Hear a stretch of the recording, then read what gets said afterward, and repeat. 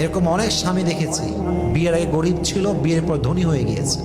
আবার এরকম অনেক স্বামী দেখেছি, বিয়ের আগে ধনী ছিল, বিয়ের পরে গরিব হয়ে গিয়েছে। রহস্য একটাই, যেই স্বামী বইয়ের সঙ্গে অনেস্ট অ্যান্ড লয়াল, সে হতে পারে আজকে জিরো, বাট আগামীতে তাকে হিরো বানাবে একজন। বলেন সবাই, তিনি কে?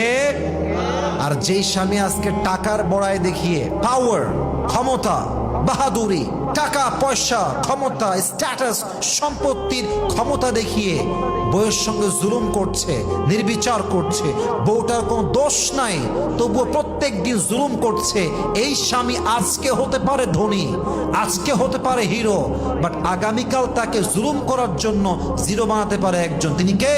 বউকে কষ্ট দেয়, তার জীবনের সবচেয়ে বড় আযাব হচ্ছে আল্লাহ তার রিজিকের বরকতকে উঠিয়ে নেয়, রিজিকের বরকত হারিয়ে যায়, রিজিকে কোনো বরকত থাকে না। কেন থাকে না? আমি প্রমাণ দিচ্ছি।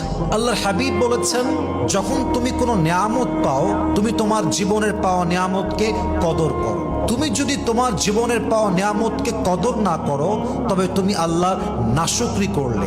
আর যেই বান্দা আল্লাহর নাশুকরি করে, আল্লাহ তার জীবন থেকে নিয়ামতগুলোকে অচিরেই দূর করে দেয়। ঠিক বাণী করে আপনার বউকে আযাব দিয়ে, কষ্ট দিয়ে নিজের রিজিকটাকে নষ্ট করতে যাবেন না। মাথায় রাখবেন, আপনার ওয়াইফ হচ্ছে একটা ব্যাংক অ্যাকাউন্টের মতো।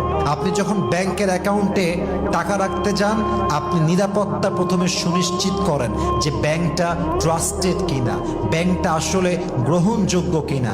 যদি আপনি না বুঝে না জেনে অযত্নে গুরুত্বহীনভাবে যে কোনো ব্যাংকে টাকা রেখে দেন, আপনার টাকা কিন্তু গচ্ছা যেতে পারে, আপনার টাকা কিন্তু শেষ হয়ে যেতে পারে। অতএব আপনার ওয়াইফ হচ্ছে আপনার রিজিকের আসল ব্যাংক।